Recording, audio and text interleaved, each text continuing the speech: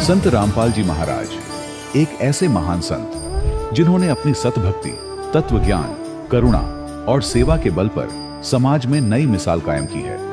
संत रामपाल जी महाराज की अगुवाई में उनके सभी सतलोक आश्रमों से समाज कल्याण के अद्भुत कार्यों ने समाज को सुनहरे भविष्य की एक नई उम्मीद दिखाई है। संत रामपाल जी महाराज से नाम दीक्षा लेने के बाद लाखों लोगों की लाइलाज बीमारियां जैसे कैंसर, एड्स आदि ठीक हुई। संत जी के ज्ञान से प्रेरित होकर उनके अनुयायियों ने लाखों यूनिट रक्तदान किया। संत जी ने लाखों बहन बेटियों का दहेज मुक्त विवाह करवाया।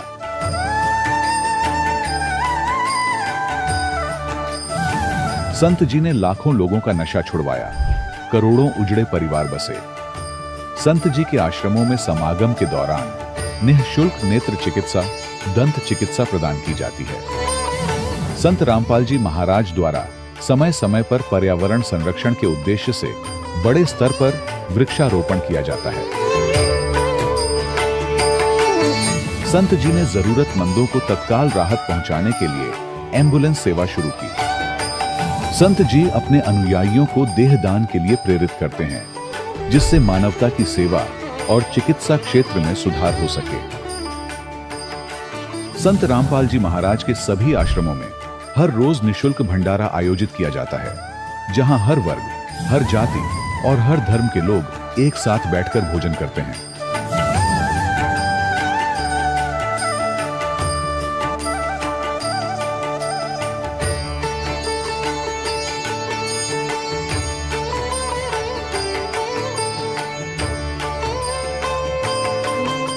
संत रामपाल जी महाराज की अन्नपूर्णा मुहिम ने गरीब और बेसहारा लोगों के जीवन में एक नई ऊर्जा और उम्मीद को जन्म दिया है।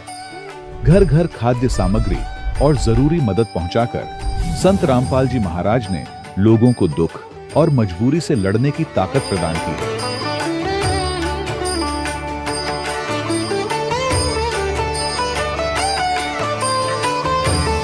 संत रामपाल जी महाराज द्वारा गरीब लोगों के लिए घर बनवाने का अद्भुत कार्य एक ऐसी मिसाल कायम कर रहा है जो सदियों सदियों संत जी की उदारता और दया भावना के तौर पर जाना जाएगा।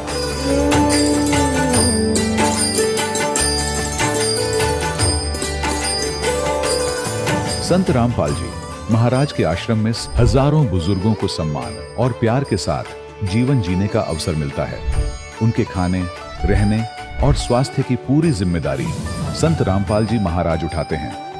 अनाथ बच्चों के लिए संत रामपाल जी महाराज के सभी आश्रम किसी वरदान से कम नहीं। यहाँ उन्हें शिक्षा, संस्कार और भविष्य के लिए बेहतर अवसर प्रदान किए जाते हैं। चाहे बाढ़ हो, भूकंप या महामारी, संत रामपाल जी महाराज और उनके अनुयायी हमेशा ही जरूरतमंदों के लिए सबसे आगे खड़े रहते हैं। कोविड महामारी के दौरान संत रामपाल जी महाराज के आश्रमों से करोड़ों लोगों के लिए भोजन, दवाइयां और जीवन रक्षक सामग्रियां उपलब्ध कराई गई। चाहे गरीब की मदद हो या किसी शोषित और पीड़ित वर्ग के हक और सम्मान की लड़ाई, संत रामपाल जी महाराज ने हमेशा ही उनकी दबी आवाज को सरकारों तक पहुंचाया है और उन्हें उचित न्याय दिलवाने में अहम भूमिका अदा की है। समाज में आध्यात्मिक और सामाजिक मूल्यों के प्रति जागरूकता लाने में संत रामपाल जी महाराज हर कदम पर मानवता के सच्चे सेवक साबित हुए हैं। संत रामपाल जी महाराज का जीवन हमें सिखाता है कि सच्ची सेवा वही है जो निस्वार्थ भाव से की जाए। आइए हम भी इस महान सेवा के कार्य में इस महान संत से जुड़ें और संत रामपाल जी महाराज से नाम दीक्षा लेकर अपने जीवन को धन्य बनाएं।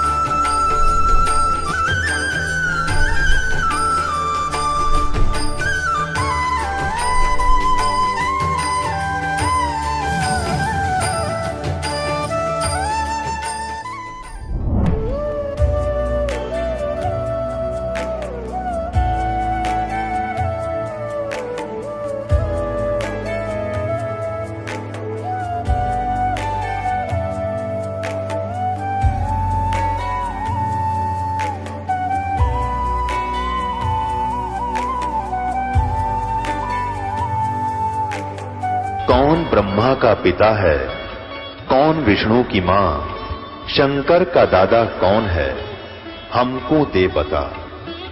ये जानने के लिए कृपया सुनिए जगत गुरु तत्वदर्शी संत रामपाल जी महाराज के अमृत वचन, सर्व पवित्र धर्मों के पवित्र शास्त्रों के आधार पर। सत साहिब दर्शकों, मनुष्य भक्ति इसलिए करता है ताकि उसे अपने जीवन में शारीरिक कष्टों और परेशानियों से छुटकारा मिल सके। लेकिन जब भक्ति के इतने प्रयासों के बावजूद भी उसके कष्ट कम होने की बजाय लगातार बढ़ते जाएं, तो क्या हो? दर्शकों, कुछ ऐसी ही कहानी थी छत्तीसगढ़ के निवासी अनंत राम सोनी जी की।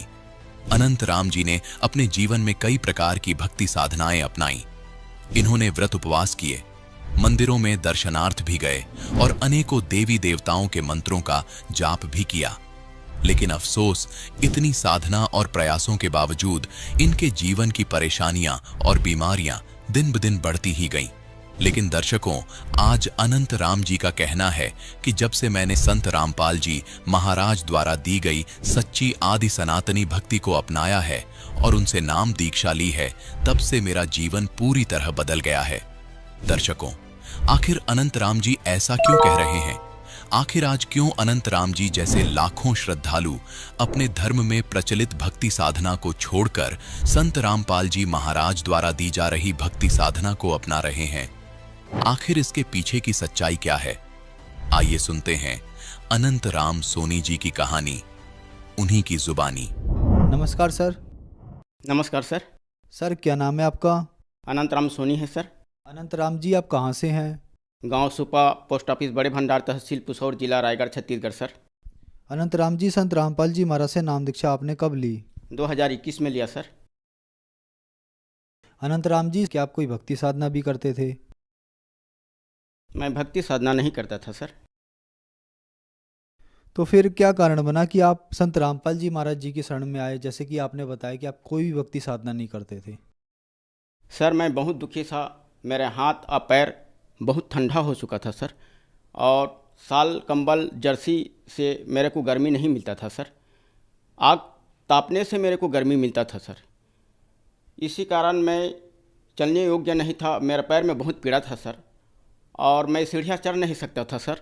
इतना मेरे को थकान महसूस होता था सर। मैं थरथराहट महसूस होता था। मेरा उम्र लगभग 47-48 साल का था सर। मैं चलने फिरने में बहुत मेरे को पीड़ा होता था सर। उसके बाद में मैं अपने नज़दीक ज़िला RL अग्रवाल के पास मैं ट्रीटमेंट कराने पहुंच गया सर। उसके पास 2 महीना तक मैं ट्रीटमेंट कराया सर, मेरे को कोई राहत नहीं मिला। उसके बाद PK गुप्ता के पास गया सर। उसके बाद 3 माह तक मैं ट्रीटमेंट कराया सर, मेरे को राहत नहीं मिला। उसके बाद मेरे साथी क्षीरसागर गुप्ता ने मेरे को विशाखापट्टनम ले गया सर। वहाँ जाने के बाद मेरे को 500 रुपये फीस लिया सर, और जांच का 10,500 रुपये ले लिया। उसमें MRI का 6,000 रुपये ले लिया सर, और खून जांच का 3,000 रुपये ले लिया। MRI में मेरा नस दबा हुआ था पीछे साइड का सर, घेंच का नीचे का और कमर का सर। उसी कारण पीड़ा हो रहा है, ऐसा मेरे को डॉक्टर ने बोल दिया सर। और मेरा BP बढ़ा था, कोलेस्ट्रॉल बढ़ा था, और मेरा शुगर बढ़ा था सर, जिसमें मेरे को हार्ट का प्रॉब्लम हो सकता था सर। इतना नौबत हो गया था सर। दवा लेने के बाद मैं फिर घर आ गया सर। कुछ दिन खाने के बाद मैं आराम मेरे को नहीं मिला सर। उसके बाद एक दिन इतना चक्कर आया सर, मैं उठकर बैठकर योग्य नहीं था सर। चक्कर से मैं बोल नहीं पाता था सर। मेरे को लाश को पकड़ के ले जाते हैं मुर्दे को, वैसे 4 आदमी पकड़कर रायगढ़ अपेक्षा अस्पताल में भर्ती कर दिया। मेरे को भर्ती करने के बाद मेरे सारी रिपोर्ट देखने के बाद इसका नस दब गया है और इसका इलाज नहीं हो पाएगा। इसको DK अस्पताल रायपुर घड़ी चौक में इसको एडमिट कराना पड़ेगा। लगभग 2.5-3 लाख रुपया इसको लगेगा। आप चले जाओ अपने घर, अपना पैसा का व्यवस्था करना और रायपुर चले जाना। मेरे को कहकर छुट्टी दे दिया अपेक्षा रायगढ़ के अस्पताल वालों ने। फिर मैंने, मेरा छोटा छोटा बच्चा था और मैं बहुत दुखी था, मैं रोता था सर। मेरे को इतना भयंकर बीमारी हो गया, आप बच पाओगे नहीं बच पाओगे, ऐसे मेरे को बोल दिया। मेरा छोटा छोटा बच्चा का कैसा गुजारिश होगा कहकर मैं रोता था सर। उसके बाद में बंदी छोड़ सतगुरु रामपाल महाराज का समय बिताने के लिए संग 7:30 बजे शाम को मैं देखा सर। शाम को देखने के बाद बंदी छोड़ सतगुरु जी सतरामपाल जी ने सुबह 5 बजे उठने पर स्वयं मेरे को कहा कि बेटा तू मेरे शरण में आ जा, तू ठीक हो जाएगा, ऐसा मेरे को बोला सर। फिर मेरे पत्नी से बोला सर कि परमात्मा मेरे को स्वयं बुला रहा है, कहाँ जाना है कहाँ आना है मेरे को मालूम नहीं है। फिर उसमें गुरु जी का संत रामपाल महाराज का संग जो आता है उसमें पट्टी में कॉन्टेक्ट नंबर रहता है सर, उसके कॉन्टेक्ट करने पर रायगढ़ आ जाओ, वहाँ नामदान केंद्र है, वहाँ नामदान ले सकते हैं कह के मेरे को उत्तर आया सर। फिर मेरी बेटी को मैं बैठा कर मैं अपने लूना से मैं लेकर आया और मेरा कुछ चक्कर आता था सर, मैं गिर जाऊंगा तो रास्ता से मेरे को हटा देना कहकर मैं उसको बैठा कर लाया सर। और फिर मैं नाम उपदेश लिया सर बंदी छोड़ सदगुरु रामपाल महाराज जी से। सर, संत रामपाल जी महाराज से नाम दीक्षा लेने के बाद आपको क्या लाभ मिले? जैसे कि आपने बताया कि आप बहुत ज़्यादा दुखी थे। बंदी छोड़ सदगुरु रामपाल महाराज जी से नाम उपदेश लेने से मेरे को 1 रुपया का दवाई अभी नहीं लग रहा है सर।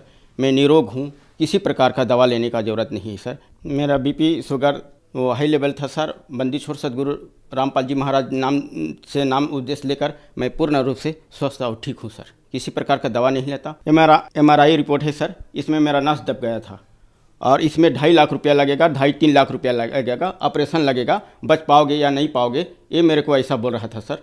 और बंदी छोड़ सदगुरु रामपाल महाराज से उपदेश लेने के बाद मेरे को कोई दवा नहीं लेते हैं, न कोई दवा नहीं खाते हैं, न ऑपरेशन नहीं लगा सर। आज पूर्ण रूप से स्वस्थ और ठीक हैं सर।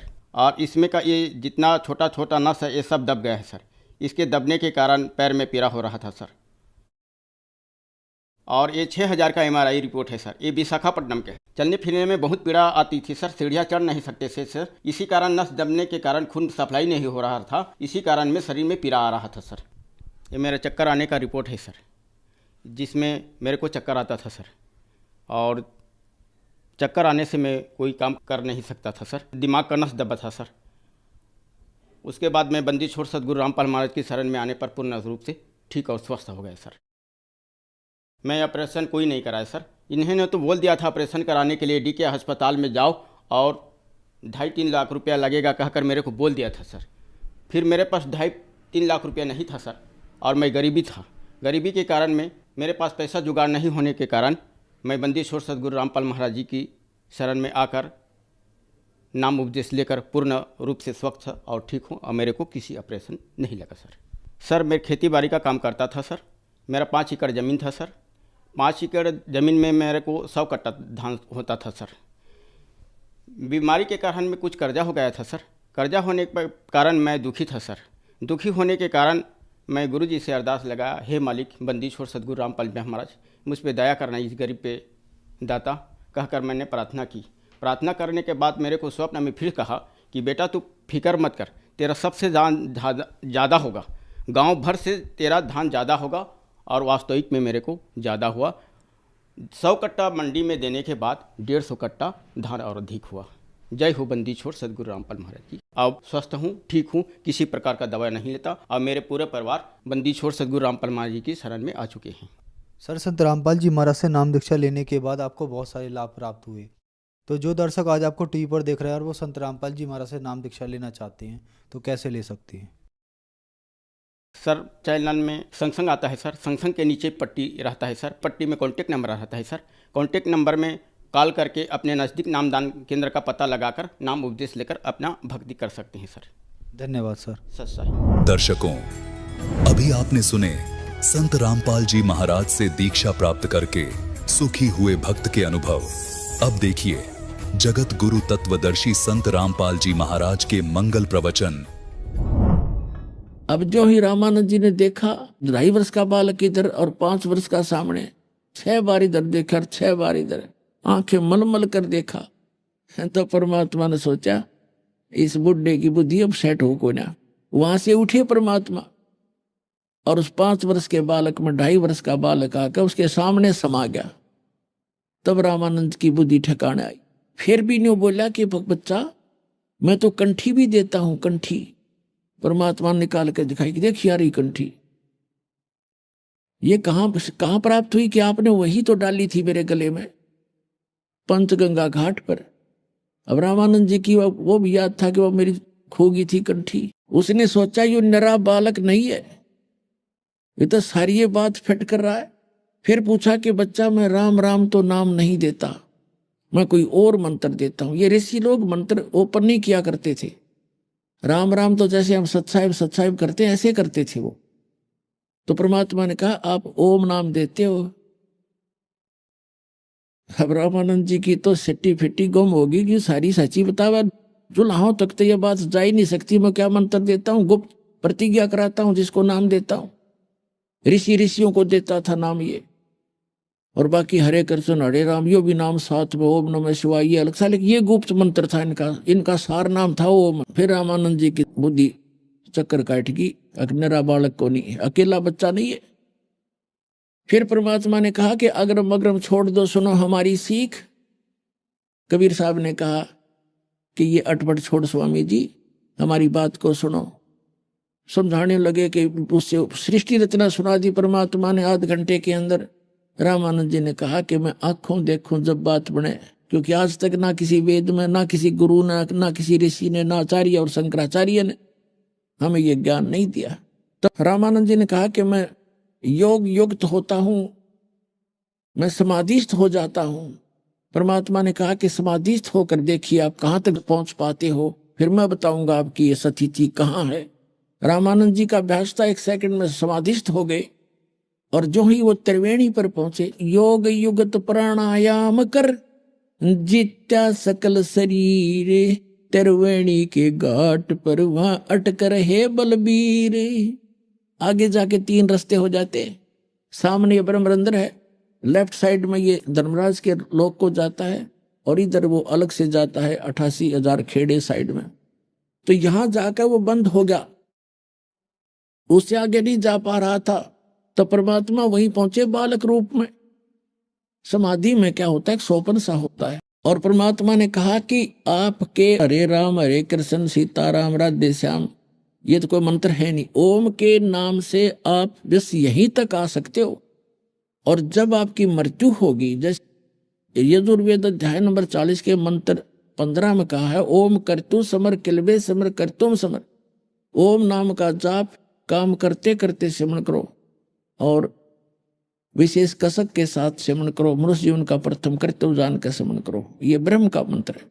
गीता ज्ञान दाता 8वें अध्याय के 13वें श्लोक में कहता है, ओम इति एकाक्षरम ब्रह्म विवरण माम अनुसमरण ये प्रयाति तजन देहम सयाति परमाम।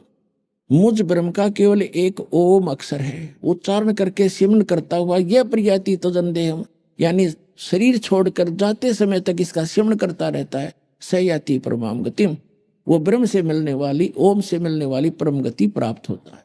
कहां जाता है, ब्रह्म लोक में। अब यहां स्वामी जी ने इष्ट मान रखा था विष्णु जी, और ओम नाम का जाप करती थी, तो ब्रह्म लोक नहीं जा सकते थे ये। तो उन्होंने बताया कि आप जी अंतिम सांस तक ये मंत्र करते रहोगे, तब क्या आपकी मृत्यु के बाद आप यहां आओगे इस त्रिवेणी पे। ये 3 रास्ते हैं, यहां आकर के आप मृत्यु के बाद इस रास्ते जाओगे, इस रास्ते पर। और आगे धर्मराज का लोक है, सबसे पहले न्यायाधीश का ऑफिस है, वहां आपका अकाउंट होगा। उसके बाद आप विष्णु लोक में जाओगे। विष्णु लोक के अंदर भी ओम नाम की कमाई के अलग से एक रेस्टोरेंट बना हुआ है, वहां भी आपकी कमाई नष्ट होगी। आप वहां जाओगे और फिर 84 लाख योनियों में आओगे। ये सामने का जो ब्रह्मरंध्र है, ये तुम्हारे मंत्र से नहीं खुल सकता। मेरे पास वो मंत्र है जो सतनाम बनेगा 2 अक्षर का, इन दोनों का मिलकर ये सिमरण किया जाएगा, तब ये ब्रह्मरंध्र खुलेगा। एक ओम एक तत् जो सांकेतिक है, जो दास आपको देता। तो परमात्मा ने कहा कि देखो मैं सुमन करता हूं अपने सतनाम का। सुमन करते ही सामने का वो एकदम कपाट खुल गया ब्रह्मरंध्र का, और परमात्मा उस आत्मा को साथ लेकर के रामानंद जी को ऊपर पहुंचे। कहा कि ये बैठा तुम्हारा भगवान ज्योत निरंजन, ये काल ब्रह्म, तुम इसे निराकार कहा करते थे, ये गुप्त रहता है। इसने प्रतिज्ञा कर रखी है 7 में जाए कि 24 और 25 श्लोक में गीता ज्ञान दाता कहता है कि मैं अपने योग माया से छुपा रहता हूं, मैं कभी किसी के सामने कभी अपने वास्तविक रूप में प्रकट नहीं होता। ये मेरा अनुत्तम अटल घटिया नियम है। ये बैठा, फिर परमात्मा ने वो 11वां द्वार पार किया, जो परब्रह्म यानी उस अक्षर पुरुष के ब्रह्मांडों में प्रवेश करते हैं, 11वां द्वार। उससे आगे जाकर फिर उस परब्रह्म के अक्षर पुरुष के 7 संग ब्रह्मांडों को पार करके फिर 12वां द्वार है। 12वां द्वार पार करके भंवर गुफा पार करके जब सतलोक आता है तो परमात्मा ऊपर के लोक में ले गए। और जब वहां जाकर देखा जो एक सिंहासन के ऊपर राजा के समान परमात्मा बैठे हैं, सिर पे मुकुट है, गल में माला है, सुंदर शरीर है, करोड़ सूर्य मिला दे करोड़ चंद्रमा, ऐसा उनका एक रोमकूप की शोभा है। तो कबीर साहब नीचे से गए, वहां चवर उठा करके सिंहासन पर विराजमान उस परमात्मा तेजो में रूप वाले शरीर वाले भगवान पर चवर करने लगे। रामानंद जी ने सोचा कि ये भगवान है जो तख्त पर बैठा, सिंहासन पर बैठा, और ये कबीर तो यहाँ का कोई गण है, यहाँ का कोई देव है। इतने में वो तेजो में शरीर खड़ा हुआ, सिंहासन से उठा और हाथ जोड़े कि भगवान बैठो, सिंहासन विराजमान करो, आपका सिंहासन है।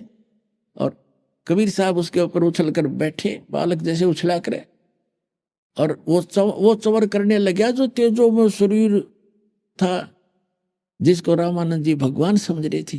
अब रामानंद जी सोच रहे थे कि भगवान, आप इस बालक, ये कबीर बालक और ये भगवान, ये क्या चक्कर है, ये चवर कर रहा है। इतने में तेजो में शरीर और परमेश्वर कबीर जी 5 वर्ष के बालक कबीर साहब के रूप में समा गया उसके अंदर।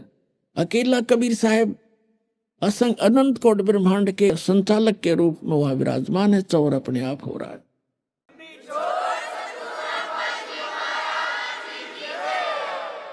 और परमात्मा का वो बालक रूप इतना तेजों में हो गया जैसे करोड़ सूर्य करोड़ चंद्रमा मिला दे एक रोम के अंदर। तब परमात्मा ने कहा कि स्वामी जी, ए स्वामी सृष्टा में और सृष्टि हमारे तीर, दास गरीब अधर बसु, मैं यहां रहता हूं, अवगत सत कबीर। अब रामानंद जी तो चरणों में गिर गया, हे भगवान, हम नहीं पहचान सकते आपको, और आप सचमुच आप भगवान हो। परमात्मा ने कहा कि वापस जाओ। अब जो ही वापस भेजा तो एकदम नीचे आया रामानंद जी, समाधि टूट गई उसकी, एकदम सामने देखा और सामने वो बालक फिर बैठा, 104 साल का बूढ़ा वृद्ध, और परमात्मा के चरणों में गिर गया और कहा, क्या कहते हैं, तावा चित चक्रित भया और देखा फजल दरबारे, गरीब दास सिजदा किया हम पाए दीदारे। तुम स्वामी में बाल बुद्धि, 104 साल का ब्राह्मण, चारों वेदों का ज्ञाता, 18 पुराणों को ज्ञाता, गीता जी का मर्मज ज्ञाता कहलाने वाला, और भगवान की कैख भी पता नहीं था। 104 साल का वृद्ध ब्राह्मण ऋषि और 5 वर्ष के बालक धानक जुलाहे के बेटे के चन्ना में पड़ के क्या कहता है, तुम स्वामी में बाल बुद्धि, आप मेरे मालिक, और मेरा ज्ञान तो एक बालक जैसी बुद्धि वाला था। परमात्मा आपके ज्ञान और आपके वहां स्थान को देखने के बाद मुझे अकल आई। तुम स्वामी में बाल बुद्धि, ये भरम कर्म किया नासे, गरीब दास निज ब्रह्म, तुम मेरा होगा दृढ़ विश्वास। निज ब्रह्म, एक तो ब्रह्म है, ये काल है, निज ब्रह्म असली भगवान तो आप हो, अब मुझे दृढ़ विश्वास हो गया। सुन बे सुन से तुम परे, उर से हमरे तीरे, दास गरीब सर्वंग में, तुम अवगत पुरुष कबीरे। सुन बेसुन से परे हो और यहां भी आप बैठे हो। फिर क्या कहते हैं, कोटि कोटि से जदाह करे और कोटि कोटि प्रणाम, गरीब दास अनहद अधर, हम पर से तव दामे। कोटि कोटि सजदा किया, कोट कोट प्रणाम। ये भगवान सामने बैठा जिसने खोज रहा, सारा जीवन न्यौछावर जिसने कर रखा, और सामने जैसे सर्प न मणि पा जा, निर्धन न धन मिल जा, भूखे न भोजन मिल जा, ऐसी सती थी रामानंद जी की होगी।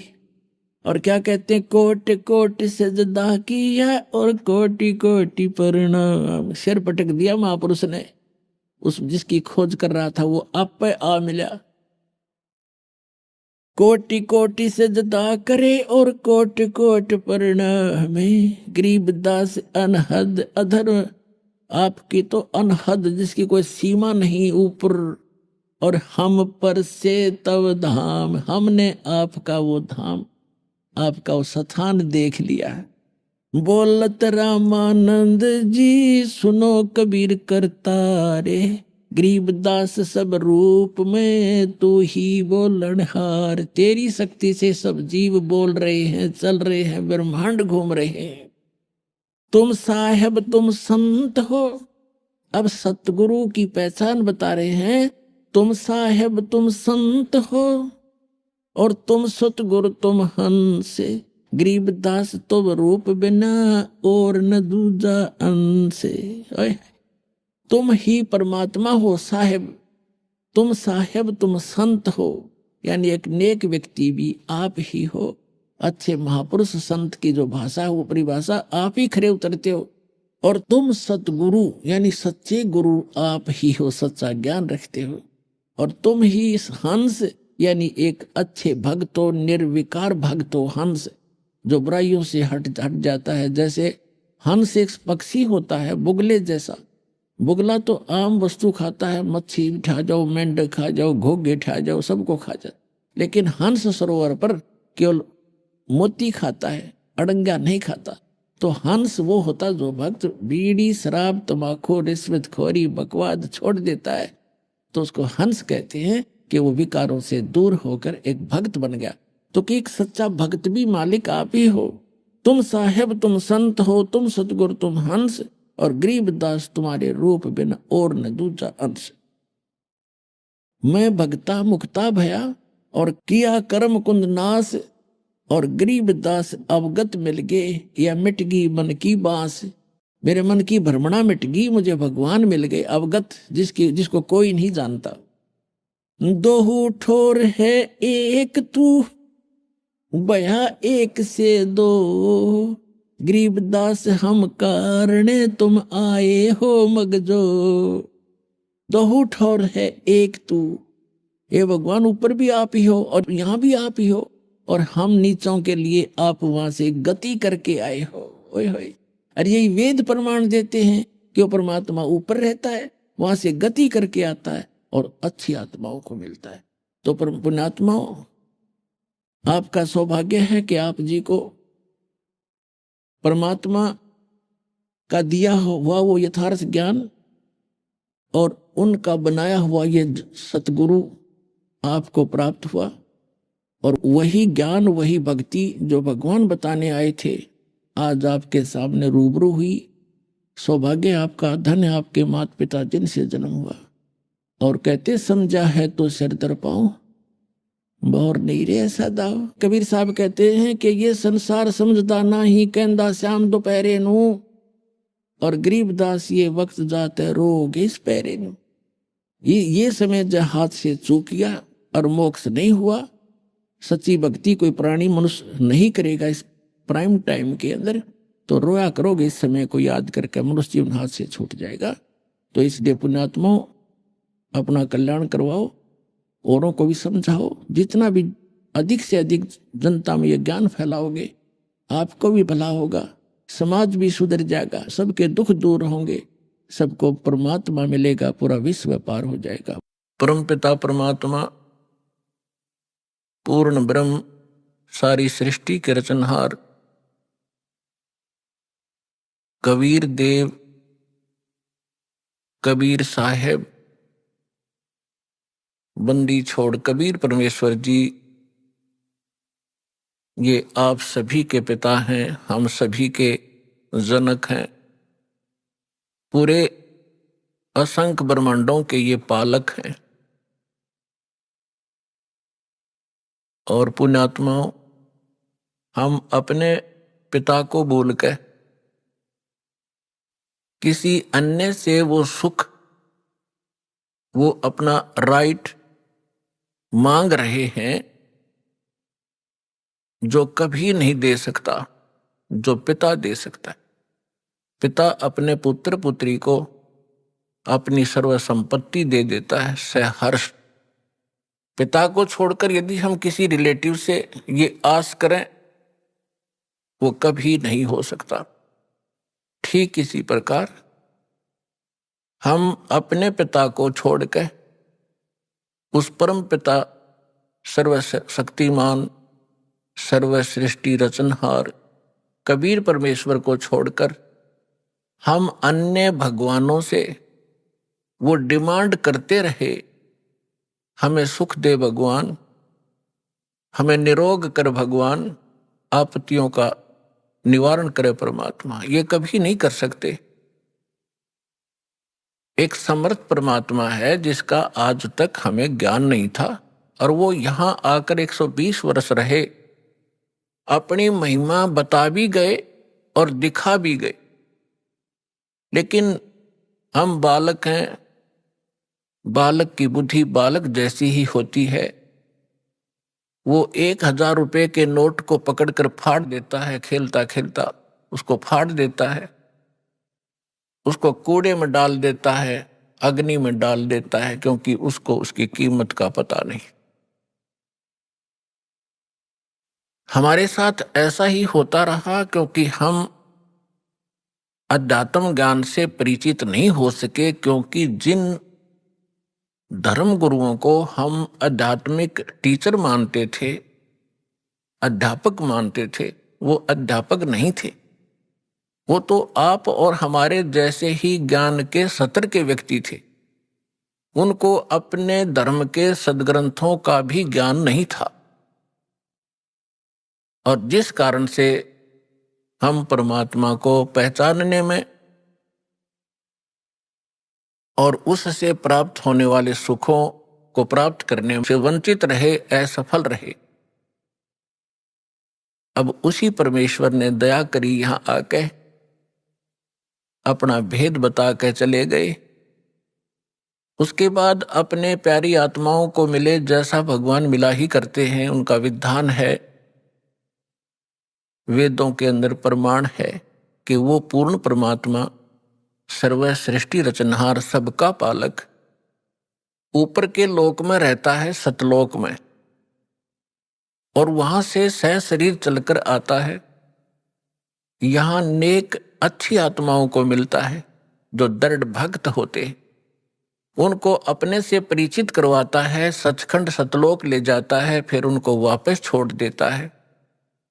परमात्मा से परिचित वो महान आत्माएं संत उस परमेश्वर के यथार्थ ज्ञान का प्रचार किया करते हैं, लेकिन उनकी संख्या कम होती है और वो ज्ञान सत्य होता है। पूरा विश्व असत्य ज्ञान से परिपूर्ण होता है, ओतप्रोत होता है, जिस कारण से हम भगवान को भी ठुकरा दिया हमने, और उन महापुरुषों के अमृतवाणी को भी स्वीकार नहीं किया जिन्होंने परमात्मा को देखा और पाया था। उनमें से कौन कौन है? आदरणीय धर्मदास साहिब जी, आदरणीय मुल्कदास साहिब जी, आदरणीय नानक साहिब जी, आदरणीय दादू साहिब जी, आदरणीय गरीबदास साहिब जी, गांव छुड़ानी, जिला झज्जर, हरियाणा वाले, आदरणीय गीसा दास साहिब जी, और आदरणीय स्वामी रामानंद जी, काशी वाले ने। इन महापुरुषों को परमात्मा मिले, वो कबीर देव मिले, वो कबीर साहब मिले, अल्लाहू अकबर मिले, और उनको सचखंड लेकर गए, सतलोक लेकर गए, जहां भगवान रहता है और जहां हम सभी रहा करते थे। हम अपनी गलती से यहां गलत स्थान पर आकर गिर गए, और जब तक हम उस स्थान पर नहीं जालेंगे तब तक ये जीव सुखी नहीं हो सकता। तो उन महापुरुषों को परमात्मा ने इसलिए परिचित करवाया कि वो गवाही देंगे कलयुग में कि हमने भगवान देखा, और वो कहाँ रहता है। जो उन महापुरुषों ने ज्ञान दिया, परमात्मा कैसा है, उसका नाम क्या है, वो कहाँ रहता है, उसकी प्राप्ति कैसे होती है, वो साकार है या निराकार है, स्वयं परमेश्वर ने आके बताया। और जिन्होंने भगवान को देखा, परमात्मा को देखा, उन्होंने वही बताया। और फिर जब दास के ऊपर कृपा की परमेश्वर ने, अपने ही सदग्रंथों को खोजा, तो उन सदग्रंथों में वही पाया जो भगवान ने बताया था। और परमात्मा से परिचित जिन महापुरुषों के अभी आपके सामने नाम गिनवाए, इनने भी वही बताया था।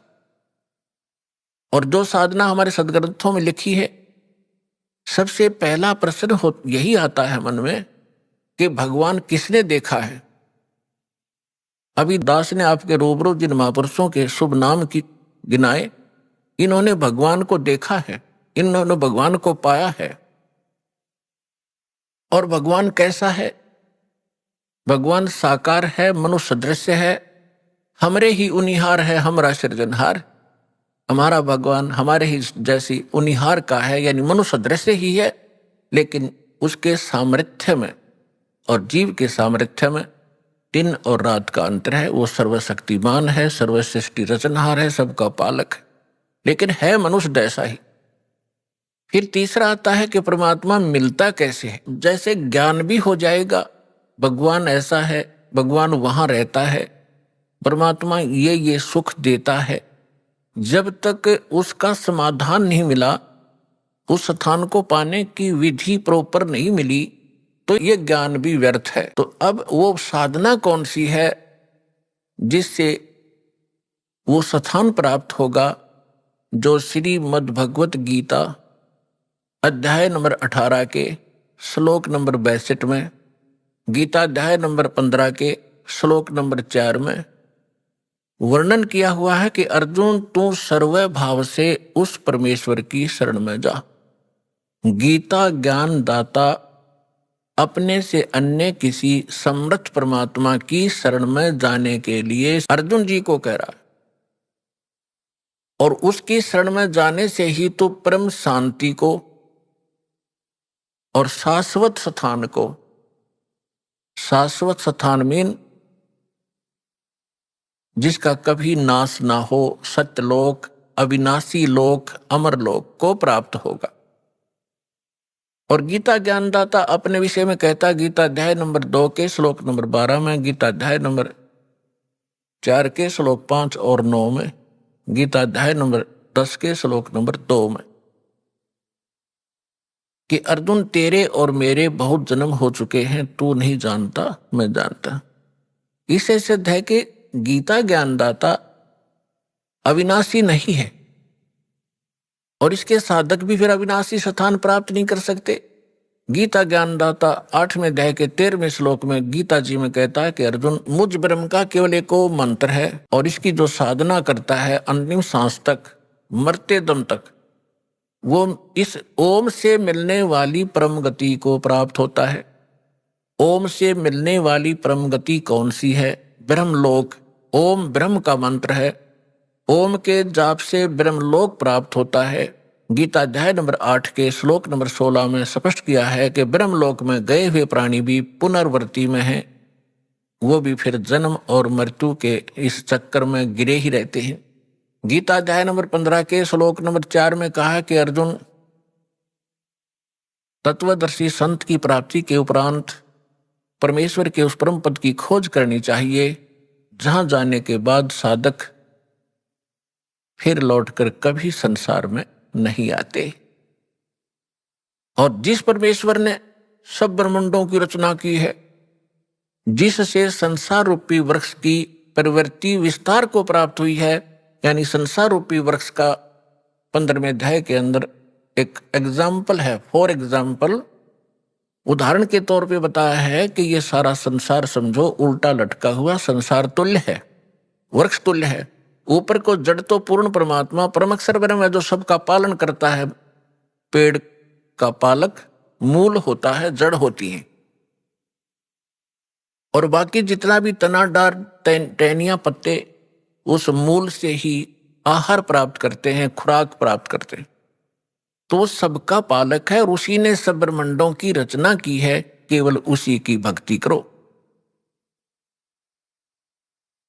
तो पुण्यात्माओं, आपका सौभाग्य है, आपकी किस्मत न्यारी है, और जिन पुण्यात्माओं को इस कलयुग के अंदर मानव शरीर प्राप्त है, तो वो बहुत ही पुण्यकर्मी प्राणी है पिछले जन्म जन्मांतर का, क्योंकि इस समय में मानव शरीर प्राप्त करना ये आम आत्मा के संस्कार नहीं है। और उससे भी अच्छी आत्माएं वो हैं जो सतलोक आश्रम में आकर दीक्षित हो रही। धन है उनके माता पिता जिनसे जन्म लिया। यहां आने से आपका मोक्ष होगा, आपके परिवार का मोक्ष होगा, आपके सर्व संकट दूर होंगे।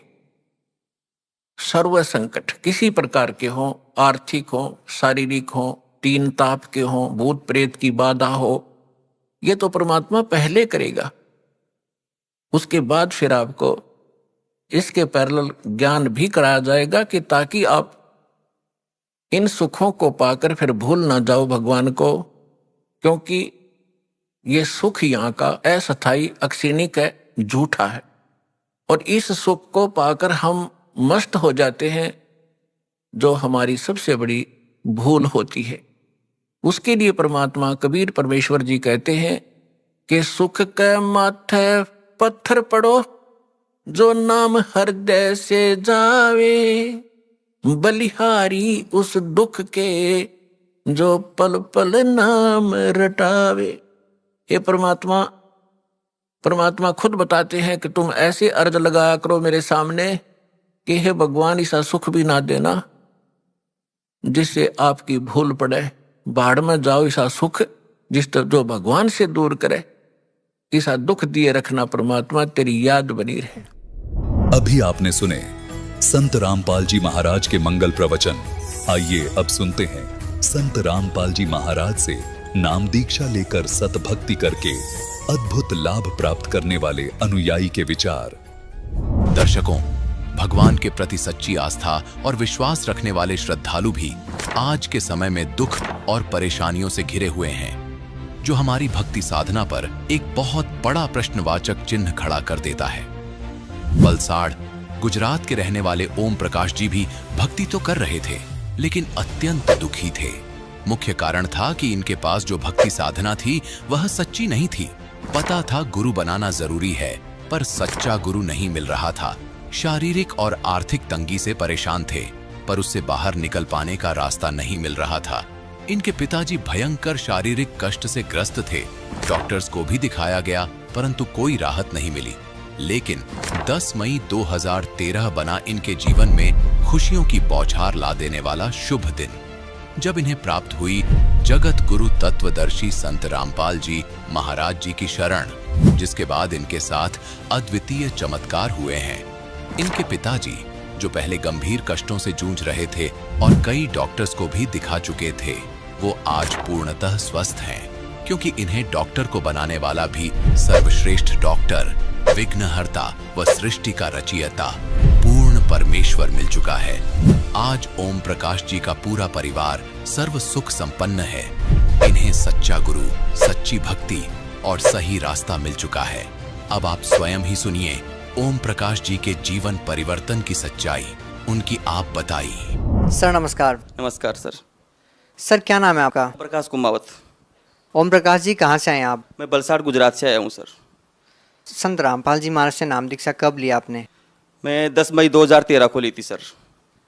संत रामपाल जी महाराज से नाम दीक्षा लेने से पहले आप क्या क्या भक्ति साधनाएं करते थे? उनसे पहले जो परंपरागत साधनाएं होती थी वही साधनाएं किया करता था। हनुमान जी का हनुमान चालीसा भी पढ़ता था, शंकर भगवान के मंदिर में भी जाया करता था। फिर मेरे को साईं बाबा के बारे में पता चला तो मैंने साईं बाबा की भी बहुत सी साधनाएं की थी। शिरडी भी जाया करता था। और कहने का मतलब जो भी जानते थे वो भक्ति सब किया ही करते थे, लेकिन फिर भी हमको कोई आर्थिक लाभ नहीं मिला, कोई शारीरिक लाभ भी नहीं मिला, और आध्यात्मिक लाभ तो बहुत ही दूर की बात थी मिलना, क्योंकि वो साधना ऐसी थी नहीं। हमको गुरु जी की शरण में, रामपाल जी महाराज की शरण में आने के बाद पता चला। संत रामपाल जी महाराज से कैसे जुड़े? ये हमारे ससुराल वाले जुड़े हुए थे पहले संत रामपाल जी महाराज से। वो पहले भी किसी कबीरपंथी से जुड़े थे, लेकिन हम उनकी बातें नहीं मानते थे। वो बहुत समझाते थे। फिर वो पता नहीं कब संत रामपाल जी महाराज की शरण में आए, हमको भी पता नहीं चला। 1 साल बाद में उन्होंने हमको बताया कि आप भी संत रामपाल जी महाराज का ज्ञान सुनो और ये परमात्मा आए हुए हैं। तो मैंने इग्नोर कर दिया उनकी बातों को कि हमको ये संतों के चक्कर में नहीं पड़ना है। लेकिन मेरी भगतमती वहाँ रुकी थी। मैं तो वहाँ से चला आया था पहली उसी दिन रात को। मेरी भगतमती वहाँ रुकी। उनको उन्होंने समझाया कि ऐसी ऐसी भक्ति है, ऐसे परमात्मा खुद आए हुए हैं रामपाल जी महाराज के रूप में। तो उनके मन में पता नहीं कैसा ऐसा हो गया, वो मेरे को आके समझाई, लेकिन मैंने उनकी बातों पे कोई ध्यान नहीं दिया। फिर मैं यहाँ पे गुजरात में आ गया। फिर वहाँ आने के बाद में वो सत्संग देखती रहती थी। मेरे को तो वही मैच पिक्चर देखने का ज़्यादा शौक रहता था भगत जी। तो हमारे बीच में आपसी तनाव भी रहता था, घर का माहौल इतना ज़्यादा बिगड़ चुका था। मैं सोचा कि मेरा परिवार बिखर ना जाए, ऐसा मेरे को लगने लगा था। मैं बाजू वाले के घर में जाके मैच देखता था और वो सत्संग सुनती थी, परमात्मा की इतनी अच्छी वाणियाँ थी, लेकिन मेरे को वो पता नहीं अंदर समा ही नहीं रही थी वाणियाँ। फिर मैं सोचा अब कैसे कब तक चलेगा ऐसा, बाजू वाले के घर में जाके बैठ के कब तक बैठेंगे। तो मैं उनको वैसा बोला, चलो 15 मिनट आप अपना सत्संग सुनो, 15 मिनट में मेरा मैच देखता हूँ। देखते देखते एक देर परमात्मा शास्त्रों को खोल खोल के बता रहे थे कि ब्रह्मा विष्णु महेश नासवान हैं और ये इनकी भक्ति करने से कोई ज़्यादा लाभ नहीं मिलता है, जितना कर्म में होता है उतना ही मिलता है। ये हमारी आयु भी नहीं बढ़ा सकते, हमारे कष्टों को भी दूर नहीं कर सकते। तो मैं सोचा ये पूरा जगत हम सब आज तक इन्हीं की भक्ति करते आ रहे हैं, यो संत ऐसा बता रहे परमात्मा कि भाई ब्रह्मा विष्णु महेश तो नासवान है, रामपाल जी महाराज तो ऐसा बता रहे हैं। तो फिर देखते देखते कब 15 मिनट में भूल गया कि मेरा मैच भी था, मेरा कोई पिक्चर भी था, घंटों निकल गए। उस टाइम पे 2013 में रात को 11 बजे तक आध्यात्मिक चर्चा चलती थी, तो कब 11 बज गए मुझे पता ही नहीं चला और मैं ऐसा सत्संग में खो गया। फिर देखते देखते देखते देखते मैं देखता ही रहा। फिर मेरे को 2-3 महीने सत्संग सुना, शास्त्रों से भी मिलाया भी, जितने भी शास्त्र मेरे पास अवेलेबल थे, किसी के रिश्तेदार के पास से भी लाके मैंने देखे, सब में एज टीच मिला। फिर मैं सोचा कि ज्ञान तो एकदम सच्चा है। फिर मैं मेरी भगतमती के साथ हो गया कि मतलब आप सही हो और आपका ज्ञान सही है, गुरुजी रामपाल जी महाराज भी सही हैं, मैं ही गलत था। फिर मैंने सब एक्सपेक्ट किया। फिर नामदान लेने से पहले ही मैंने जितनी भी मेरे घर में जितनी भी तस्वीरें थी वो तस्वीरों को मैंने सब जल प्रवाह कर दी थी। और परमात्मा का एक ज्ञान गंगा बुक मेरे को कहीं से मिला था, ऐसे ही किसी की रद्दे में पढ़ा था, ऐसी पुस्तक मेरे को मिली ज्ञान गंगा पुस्तक। बाद में मैंने उनको पढ़ा। फिर वो जो गुरुजी की फ़ोटो आती है ना ज्ञान गंगा में पेस्ट, उसको मैंने फ़ोटो स्टूडियो में जाके बनवाया फ़ोटो और मैं उन्हीं की साधना करने लगा। मैंने उपदेश भी नहीं लिया था। फिर मैं उसके 3 महीने बाद में गाँव गया। फिर मेरे पिताजी को भी बहुत तकलीफ़ थी, उनको हार्ट अटैक हुआ था, एंजियोप्लास्ट करवाया था उनका 6 महीने पहले ही, जब मैं गुरुजी से नहीं जुड़ा था उस टाइम पे। फिर मेरे को ऐसा लगा कि मेरे पिताजी को इनसे बहुत ज़्यादा राहत हो सकती है, लेकिन उनको ज्ञान पता नहीं था, मुझे पूरा ज्ञान था। मैं गया, मेरे पिताजी ने बोला आ गए, मैं बोला आ गया। तो उन्होंने बोला कि आप एक काम करो, मेरे लिए दवा पूरी हो गई है और कल दवा भी लेके आना। मैं बोला अभी दवा नहीं लेना है। उन्होंने बोला दवा नहीं लूँगा तो मैं मर जाऊँगा, डॉक्टर ने बोला है कि तू दवा बंद मत करना, तेरा खात कुछ भी हो सकता है। मैं बोला अभी परमात्मा मिल गए संत रामपाल जी महाराज के रूप में और अभी हमको दवा की ज़रूरत नहीं है। उन्होंने बोले कौन रामपाल जी महाराज है? मैं बोला ऐसे ऐसे। मैंने उनको थोड़ा बहुत ज्ञान समझाया। तो उनको ऐसा लगा कि देवी देवताओं की भक्ति नहीं करनी है तो समाज से बहुत दूर हो जाएंगे। तो उन्होंने बोला नहीं मैंने ऐसा नहीं कर सकता। मैं बोला देखो परमात्मा है और उनकी शरण में जाने से ना आपको दवा खाने की ज़रूरत है, ये समाज आपको क्या दे रहा है? कुछ तो नहीं दिया। आप इतने दुखी थे, कौन आपके पास आके बैठता था? मेरी बात मानो, मैं आपका दुश्मन नहीं हूँ, मैं आपका लड़का हूँ, चलो मेरे साथ। तो उन्होंने मेरी बात मान ली। फिर संत रामपाल जी महाराज को दर्शन के लिए गए। तो मैंने परमात्मा संत रामपाल जी महाराज से अरदास लगाई कि गुरुजी ऐसे ऐसी बात है और मेरे पिताजी को बहुत तकलीफ है, वो दवा भी लेते हैं और रोते ही रहते हैं, उनको बहुत कष्ट रहता है। रामपाल जी महाराज ने बोला बेटा दवा कचरे के डब्बे में डाल देना, सब कुछ खाओ पियो। वो घी दूध सब कुछ बंद कर दिया था। शरीर इतना वीक हो गया था कि चलने में भी असमर्थ थे। परमात्मा रामपाल जी महाराज की शरण में जाने के बाद में उन्होंने दवा भी नहीं ली। आज तक उन्होंने एक भी दवा नहीं खाई उस चीज़ की। हाँ सर्दी जुकाम थोड़ा बहुत और कुछ होता है उसकी दवा ले लेते हैं, लेकिन बाकी उसकी दवा एक भी नहीं ली। उनका कितनी बार डॉक्टर का फ़ोन आता है हमारे पास, अरे आप दवा चेकअप कराने के लिए नहीं आता? मगर हमको तो बहुत बड़ा डॉक्टर संत रामपाल जी महाराज के रूप में मिल गया है, हमको अभी दवा की ज़रूरत नहीं है। एकदम बिल्कुल स्वस्थ हो गए वो और भाग भाग के फर्स्ट क्लास काम भी करते हैं, उनका शरीर भी एकदम तंदुरुस्त हो गया है। वो दुनिया को बताते हैं कि अभी उसके बाद में मेरे बुआ की लड़की की शादी थी तो उसका वो जो मायरा लेके जाते हैं, हमारा दिल नहीं था लेकिन फिर भी हमको जाना पड़ा। उधर लोगों ने पूछा कि तुम दवा नहीं लेते हो, ऐसा नहीं लेते हो। मेरे पिताजी ने दिल खोल के बता दिया कि हमको तो इतना बड़ा डॉक्टर मिल गया है, हमको दवा की कोई ज़रूरत नहीं है। पहला लाभ तो भगत जी मेरे को ये हुआ। दूसरा लाभ, मेरी एक बच्ची है, उनको भी सतनाम मिला हुआ है और वो भी मेरे साथ ही उन्होंने रामपाल जी महाराज से उपदेश ले लिया था। बहुत ही दृढ़ बच्ची है, मेरे से भी ज़्यादा उसको परमात्मा पे विश्वास है। उसको एलर्जी हो गई थी, पूरा शरीर उसका इतना ज़्यादा ऐसा खून निकाल देती थी। चर्म रोग विशेषज्ञ डॉक्टर जो स्पेशलिस्ट डॉक्टर होते हैं उनको बताया, कितने डॉक्टरों को बताया।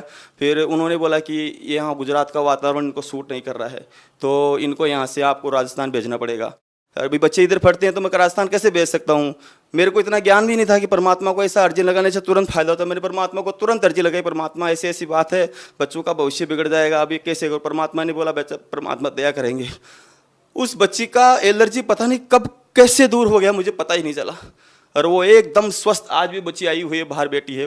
रामपाल जी महाराज ने इतनी दया की उस बच्ची पे ऊपर, और उनका एलर्जी बिल्कुल एकदम स्वस्थ हो गया। तीसरा लाभ भगत जी, मेरे पास ज़मीन थी लेकिन मैं मकान बनाने की मेरी सामर्थ्य नहीं थी, मेरे पास पैसा नहीं था। मैं रैंक पे रहता था, कभी 6 महीने इधर कभी 6 महीने उधर, ऐसे ही भटकता रहता था। मेरी भक्तमती बोलती थी परमात्मा से अरदास लगाओ, रामपाल जी महाराज से, ये तो कुछ भी कर सकते हैं। तो मैं बोला परमात्मा, रामपाल जी महाराज कुछ भी करेंगे लेकिन फिर भी अपने पास पैसा तो होना चाहिए। तो बोला आप अरदास लगाओ रामपाल जी महाराज से, वो करेंगे। मैं दर्शन के लिए गया, रामपाल जी महाराज को अरदास लगाई। जब दर्शन के लिए गया तो परमात्मा, ज़मीन तो है लेकिन मकान बनाना चाहता हूँ। रामपाल जी महाराज ने बोला बेटा तू तो दिल खोल के चालू कर दे, तेरा काम हो जाएगा। और मेरा काम एकदम ऐसे हो गया। आज 25 लाख रुपए मेरे पास, 2-3 लाख रुपए मुश्किल से थे, और 25 लाख रुपए का मकान परमात्मा ने कैसे बनवा दिया। किस जो आदमी को मैं जानता भी नहीं था वो भी मेरी मदद के लिए वहाँ पे आया भगत, और मेरा मकान बन गया। मैंने बोरिंग करने के लिए मशीन आ गई। परमात्मा को, रामपाल जी महाराज को ज्योति लगा दी, दंडों प्रणाम किया। फिर बोला, बोरिंग वाला बोलता नारियल लाओ, अगरबत्ती लाओ। मैं बोला ये ऐसा हमको नहीं करना है। बोलता कहाँ बोरिंग करना है? बोला इधर करना है। किसी से पूछा था? मैं बोला मेरे रामपाल जी महाराज, मेरे गुरुजी से पूछा था। बोला जो बेटा तुम्हारा सब जगह योगी लाके वहीं पे कर लेना। बाजू वाले घर में 90 फीट पे पानी था भगत जी, लेकिन मेरा बोरिंग 160 फुट चला गया, एकदम सूखा, बिल्कुल पानी नहीं निकला। मैं एक कोने में बैठे बैठे सुमरण कर रहा था, और सब लोग जितने भी आजू बाजू वाले थे सब खड़े थे, वो सब बातें कर रहे थे। ये देवी देवताओं को नहीं मानता है, वो रामपाल जी महाराज का ज्ञान ले लिया है इसने, कहाँ से पानी होगा, वो है, वो ऐसा नहीं करता है, पूजा नहीं करता है। मैं बोला परमात्मा जो करना है आपको ही करना है, इसी में मेरे को सब कुछ करना है, यही बोरिंग रहना चाहिए। मैं बोरिंग वाले को बोला भाई तू बंद कर दे बोरिंग, तेरा जितना पैसा होता है तू लेके जा। और बोलता है क्या करेगा, दूसरा बोरिंग तो तेरे को करवाना पड़ेगा। मैं बोला जो होगा सो देखा जाएगा, तो कितना पैसा होता है। उसका जो बिल बना के दिया, जितना बोरिंग हो पैसा हुआ, मैंने उसको देख के भेज दिया। पता नहीं कैसे परमात्मा ने रजा की, गिल्ली मिट्टी आई थी भगत जी, पानी नहीं आया था। और वही बोरिंग से सब ने देखा, वही बोरिंग से मैंने घर बनाया। एक किसी से भी एक बाल्टी भी पानी नहीं ली, और आज वही बोरिंग इतना धड़ल्ले से चल रहा है, कभी पानी की कमी नहीं आई उसमें। परमात्मा ने इतने, अभी गिनाने जाऊंगा तो कितना गिनाऊं भगत जी, आपका भी टाइम थोड़ा लिमिट होता है, लेकिन बहुत लाभ दिए हैं, आर्थिक लाभ दिए हैं, शारीरिक लाभ दिए हैं। बच्चे भी, मेरा बच्चा था एक, वो बिल्कुल भी खाना नहीं खाता था, 4 साल का था उस टाइम पे, 3 साल का ही था, बिल्कुल भी खाना नहीं खाता था। माँ का दूध का स्वाद वो कुछ भी नहीं लेता था, एकदम कमज़ोर था। परमात्मा को मेरी भगतपति ने प्रार्थना की, परमात्मा बच्चा खाता नहीं है, क्या मालूम क्या हो गया। परमात्मा ने बेटा खा लेगा। उसी टाइम जैसे परमात्मा ने बोला, चाय और बिस्कुट आश्रम में खाया। रामपाल जी महाराज ने जैसे ही उनके सर पे हाथ रखा ना, उन्होंने खाना चालू कर दिया। और कहने का मतलब परमात्मा ने हर पल मदद की है। अभी छोटी छोटी बातें बताऊंगा तो भगत जी बहुत लंबी हो जाएगी, लेकिन जो भी किया परमात्मा ने बहुत ही अच्छा किया। जब हम अपने आप को बहुत ही भाग्यशाली मानते हैं कि परमात्मा ने हमको ऐसा ज्ञान दिया, आध्यात्मिक ज्ञान, सबसे बड़ा लाभ तो वही है कि हमको परमात्मा मिले, सतलोक जाने का रास्ता सूझा, बस। देखिए आज के दिन लोग भक्ति तो कर रहे हैं, लेकिन भक्ति करते करते भी दुखी हैं। आप क्या कारण मानते हैं कि लोग भक्ति कर रहे हैं? कोई किसी मंदिर में जा रहा है, कोई मस्जिद में जा रहा है, कोई गुरुद्वारे में जा रहा है, कोई चर्च में जा रहा है, भक्ति सभी कर रहे हैं, लेकिन दुखी क्यों हैं? क्या कारण मानते हैं? भक्ति आप भी कर रहे हैं, आप लोगों को सुख हो रहे हैं, लेकिन भक्ति और लोग भी कर रहे हैं, फिर भी वो परेशान हैं। आप भी पहले भक्ति करते थे, लेकिन पहले आप दुखी थे, आज सुखी हैं, ये कारण क्या है? उसका कारण यही है भगत जी, उनकी साधनाएं शास्त्र अनुकूल नहीं है। उनकी सच्ची साधनाएं हैं, वो लोक वेद के आधार पे भक्ति करते हैं। जो भी उनको गुरु मिले, धर्म गुरु, वो भी हुआ भाई ऐसा लोक वेद के आधार पे उनको ज्ञान बताते हैं। रामपाल जी महाराज शास्त्रों के अनुकूल भक्ति बताते हैं। हमको भी लाभ नहीं हो रहे थे, हम भी बहुत भक्ति करते थे। हनुमान चालीसा आज भी मेरे को खंटक से याद है। अच्छा ये बताइए कि शास्त्र अनुकूल साधना क्या होती है, मतलब इसकी परिभाषा क्या है? सभी संत रामपाल जी महाराज के अनुयायी यही कहते हैं कि हम शास्त्र अनुसार साधना करते हैं, दूसरे संत शास्त्रों के विरुद्ध साधना करते हैं। आखिर ये शास्त्र अनुकूल साधना है क्या? देखो, शास्त्र अनुकूल साधना है, अपने सदग्रंथों में लिखा है, जैसे गीता जी में लिखा है कि ओम तत्सत, ये 3 प्रकार का ये गुरु सच्चिदानंद ब्रह्म को प्राप्त करने का मंत्र है। तो ओम ब्रह्म का है, तत् फिर पर ब्रह्म का है, और फिर सत पूर्ण ब्रह्म का है। ये एक भक्ति का बेस है। अच्छा, आपने अभी एक ओम तत् सत का जिक्र किया, क्या ये मंत्र जाप करने से लोगों को मोक्ष या लाभ मिल जाएगा? ऐसा नहीं है भगत जी, ये कोड वर्ड हैं। ओम तो सीधा ही परमात्मा ने बताया है कि ओम तो सीधा ही ब्रह्म का है, लेकिन तत्व और सत्य ये सांकेतिक मंत्र है। कितने लोग सतमंत्र सतनाम करते हैं, लेकिन ये ओम और तत्व मिलकर परमात्मा ने बताया सतनाम होता है। तो परमात्मा ने हमको बताया कि ओम के साथ कौन सा मंत्र जुड़ने से आदमी का मोक्ष होता है, उसका कल्याण होता है। तो ये चीज़ें संत रामपाल जी महाराज ने खोल के बताई है, बाकी धर्मगुरुओं ने आज तक कभी नहीं बताई है। देखो, लोग ये तो मानते हैं कि संत रामपाल जी महाराज से नाम दीक्षा लेने के बाद लाभ तो लोगों को ऐसे ऐसे मिल रहे हैं कि लोगों को आश्चर्य हो रहा है, लेकिन बहुत सारे लोगों की शंकाएं हैं। कुछ लोग ये जानना चाहते हैं कि आज तक कोई भी धर्मगुरु, देखिए प्राचीन काल से जो साधनाएं चलती आ रही है, जो हिंदू धर्म में साधनाएं चलती आ रही है, मुसलमान धर्म में, जो अन्य धर्मों में साधनाएं चली आ रही है, साधनाएं प्राचीन काल से चलती आ रही है। आज संत रामपाल जी महाराज ने उन सभी साधनाओं पर प्रश्न चिन्ह लगा दिया है। संत रामपाल जी महाराज का कहना है कि जो भी धर्मगुरु आप लोगों को जो भक्ति बताते हैं वो शास्त्रों के अनुसार नहीं है, वो गलत बताते हैं। तो लोगों को समझ में नहीं आ रहा है कि वो धर्मगुरु कैसे गलत हो सकते हैं। जो साधनाएं वो कर रहे हैं वो प्राचीन काल से उनके पूर्वज भी करते आ रहे हैं। तो अभी लोगों के पास इस सवाल का क्या जवाब हो? इसमें ऐसा है भगत जी, कबीर साहब ने 600 साल पहले आके यही गान बताया था, लेकिन हम अशिक्षित थे, हमारे समाज सभी अशिक्षित था, ये ब्राह्मण लोग यही शिक्षित थे। परमात्मा ने सब कुछ आज जो रामपाल जी महाराज बता रहे हैं वही ज्ञान कबीर साहब ने। एक बात बताइए कि उस समय ब्राह्मण समाज शिक्षित था और कबीर साहब को कहा जाता है कि वो अशिक्षित हैं, तो कबीर साहब जी कैसे सही ज्ञान बता सकते हैं जबकि ब्राह्मण तो पढ़े लिखे थे? वो तो परमात्मा थे, उनको कोई पढ़ने की जरूरत नहीं। तो परमात्मा खुद चारों युगों में आते हैं, परमात्मा खुद इस कलयुग में कबीर साहब नाम से शरीर प्रकट हुए थे। लेकिन ये धर्मगुरुओं को भी पता था कि उनका ज्ञान सच्चा है, लेकिन इनकी आज वही हो रहा है। इनकी दुकानें उस टाइम पे बंद हो रही थी, इसलिए परमात्मा का भी उस टाइम पे भी कबीर साहब का बहुत विरोध किया था, और वही आज रामपाल जी महाराज के साथ हो रहा है। उन्होंने भी इन्होंने वो भी ये रामपाल जी महाराज के साथ भी ये लोगों ने किया था कि ये क्या जाने संस्कृत को, इनको तो हिंदी भी बराबर पढ़ना नहीं आती। लेकिन उस टाइम का ज़माना कुछ और था भगत जी, आज का ज़माना कुछ और है। उस टाइम पे हम अशिक्षित थे, आज हम सब पढ़े लिखे एजुकेटेड समाज है, सब अपनी आंखों से देख सकते। अच्छा, आपने पढ़ कर समझकर नाम दीक्षा ली है। आपने बताया कि आपने वेदों से भी मिलान किया है संत रामपाल जी महाराज के ज्ञान को। सबसे बड़ी बात बताइए कि लोगों को जल्दी समझ में आ जाए कि आपने वेदों में कौन सी बात मैच की कि संत रामपाल जी महाराज जो बता रहे हैं वो बिल्कुल सही है और किसी भी संत ने आपको वो बात नहीं बताई। वेदों में लिखा है कि परमात्मा से शरीर है, वो से शरीर आता है और से शरीर चला जाता है। उनकी परवरिश की लीला कंवारी गायों से होती है, और वो छोटी सी उम्र में बड़े बड़े विद्वानों के साक्षात्कार में वो बड़े बड़े विद्वानों के छक्के छुड़ा देते हैं, और वो एक कवि की भूमिका भी प्राप्त करते हैं। ऐसी लीलाएं वो परमात्मा किया करते हैं। तो अन्य संतों ने आपको क्या बताया था? अन्य संतों ने तो परमात्मा निराकार है, और जब वो साकार में आता है वो राम और कृष्ण के रूप में आ जाता है। अन्य संतों ने तो यही बताया था। तो आपके कहने का मतलब ये है कि संत रामपाल जी महाराज मात्र एक ऐसे संत हैं इस विश्व में जिन्होंने आपको सिद्ध किया कि परमात्मा साकार है? श्योर 100%।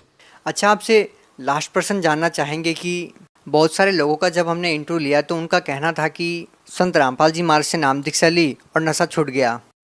ऐसी क्या दवाई देते हैं संत रामपाल जी महाराज की, नाम लेते हैं और ठीक हो जाते हैं? उनके शब्द में शक्ति है।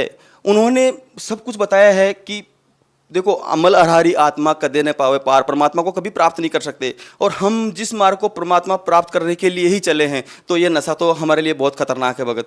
ये परमात्मा ने बताया है कि कि बच्चों नशा करोगे तो तुम भगवान को कभी प्राप्त नहीं कर। कोई नशा करते थे? हाँ, करता था मैं। बीड़ी सिगरेट और कभी कभी बियर भी पीता था, संगत में बैठ जाता था, ऐसा नशा सब करते थे। कैसे छूट जाता है ये नशा? घृणा हो जाती है भगत जी। परमात्मा जब रामपाल जी महाराज मंत्र उपदेश देते हैं, वो अपना सत्संग सुनाते हैं, तो हमको उस नशे से बिल्कुल नफरत जैसी हो जाती है। आज कोई 20 फुट दूर ऐसा कोई बीड़ी पी रहा है तो हमको यहीं से उल्टी जैसी होने लग जाती है, दिल घबराने लग जाता है, और ऐसा लगता है जैसे कोई बीड़ी निकाल भी रहा है ना, तो ऐसा लगता है कोई गोली निकाल रहा हो, बंदूक निकाल रहा हो, हमको मार डालेगा, ऐसा हमको फील होता है। हम उसके नज़दीक बैठना भी पसंद नहीं करते हैं। आपके गाँव का क्या नाम है? मैं बलसाड़, यहाँ गुजरात में एक बलसाड़ जिला है, जिला भी वही है, गाँव भी वही है, मैं वहीं पर रहता हूँ। अपने गुजराती भाइयों को अपनी गुजराती भाषा में क्या संदेश देना चाहेंगे? मैं तो एम ज कहूँ છું કે ભાઈ આ મનુષ્ય જન્મ બાર નથી મળવાનું, અને આ મનુષ્ય જીવનથી આપણને મોક્ષ પ્રાપ્ત કરવા માટે જ આ મનુષ્ય જીવન મળેલો છે, તો વધારાથી વધારા સંખ્યામાં જલ્દી से જલ્દી જ્ઞાન સાંભળીને તમે પરમાત્માની શરણમાં આવો અને તમારું કલ્યાણ કરાવો। बहुत बहुत धन्यवाद सर। नमस्कार।